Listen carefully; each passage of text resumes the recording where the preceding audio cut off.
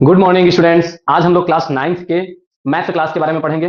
तो math class में सबसे पहले हम लोग पढ़ेंगे नंबर सिस्टम के बारे में पढ़ते हैं। नंबर सिस्टम के बारे में पढ़ते हैं। तो सबसे पहला आता है आपका नेचुरल नंबर आता है, जिसको हम काउंटिंग नंबर्स भी बोलते हैं। नेचुरल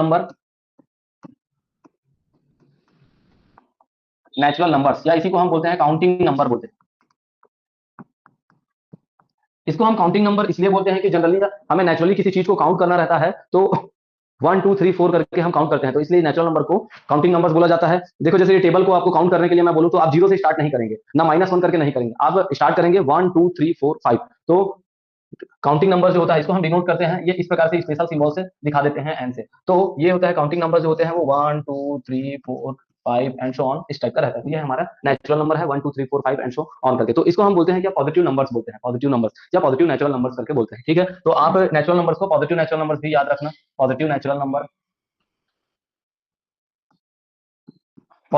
नंबर्स करके इनको याद रखना। अब उसके बाद में आता है, जब हम नेचुरल नंबर्स में जीरो को इंक्लूड कर दें, ऐड कर दें, तो वो बन जाता है होल नंबर। तो सेकंड नंबर आता है आपका होल नंबर आता है।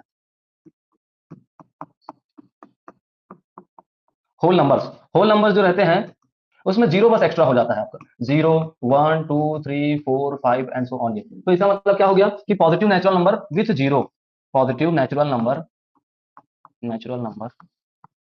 विथ जीरो को बोलते हैं क्या चीज, होल नंबर बोलते हैं। तो आपको ध्यान रहना चाहिए, जब मैं नेचुरल नंबर बोलूंगा तो 1 2 3 4 करके याद रखना, मतलब पॉजिटिव नेचुरल नंबर करके याद रखना। और होल नंबर बोलूं तो दो बातें बोलना है, एक positive natural number with zero, तो ये होता है आपका होल नंबर्स होते हैं। और थर्ड होता है थर्ड होता है आपका इंटीजर्स होते हैं।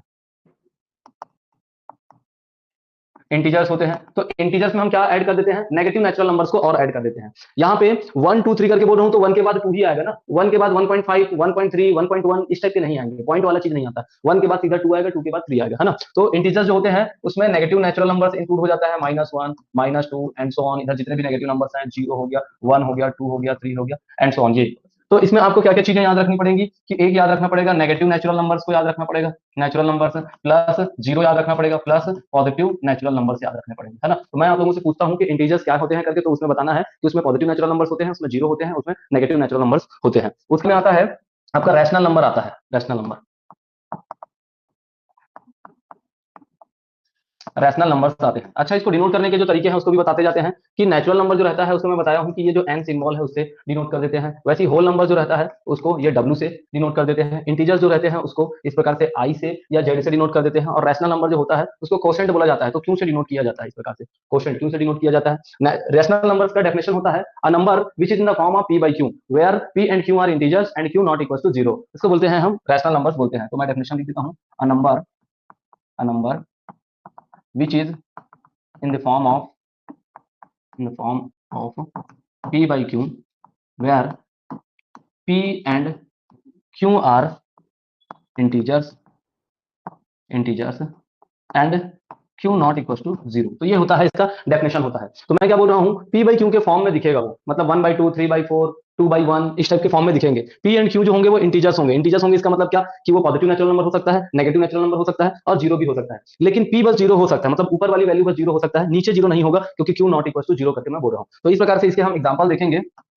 इसमें एग्जाम्पल में देखेंगे तो आप कुछ कुछ स्पेशल एग्जाम्पल आप ऐसा याद रखना कि पॉजिटिव नंबर्स लिख देना, 1 हो गया, 2 हो गया, तो क्या हो गया, ये पॉजिटिव नेचुरल नंबर्स। कुछ इसी में नेगेटिव नेचुरल नंबर्स लिख देना, जैसे -23 हो गया, -10 हो गया, ऐसे। तो पॉजिटिव नंबर्स हो गए, नेगेटिव नंबर्स हो गए। अब जीरो भी इंक्लूड हो जाएगा। जीरो जो होता है वो एक रैशनल नंबर होता है, क्योंकि जीरो को हम 0/1 0/2 0/3 ऐसा लिख सकते हैं। और 0/1 करके बोल रहा हूँ, मतलब क्योंकि चॉइस तो 1 हो गया और पी की चॉइस जो है वो जीरो है। हाँ, उसके बाद में है जीरो हो गया, उसके बाद में है पॉजिटिव फ्रैक्शन। पॉजिटिव फ्रैक्शन में लिख देना, जैसे 3/4 हो गया, है ना, 23/7 करके हो गया, ये इस प्रकार से पॉजिटिव फ्रैक्शन। और क्या याद रखना, नेगेटिव फ्रैक्शन भी याद रखना, जैसे -5/4 हो गया, उसके बाद में -100/3 करके हो गया, तो नेगेटिव फ्रैक्शन भी याद रखना। उसके अलावा पॉइंट के फॉर्म में रहेंगे, वो पॉइंट में याद रखना, जैसे 0.5 हो गया, है ना, माइनस 0.5 हो गया, 0.5 हो गया, -3.2 करके हो गया। तो इस प्रकार से, तो मैं रैशनल नंबर का आपसे पूछूं कि कौन कौन से नंबर रैशनल नंबर होते हैं, तो आप एग्जांपल जब बताना स्टार्ट करें तो सभी टाइप को बताना कि पॉजिटिव नेचुरल नंबर्स हो जाएंगे, उसमें नेगेटिव नेचुरल नंबर्स हो जाएंगे, उसमें जीरो हो जाएगा, उसमें पॉजिटिव फ्रैक्शन बता देना, उसमें नेगेटिव फ्रैक्शन बता देना,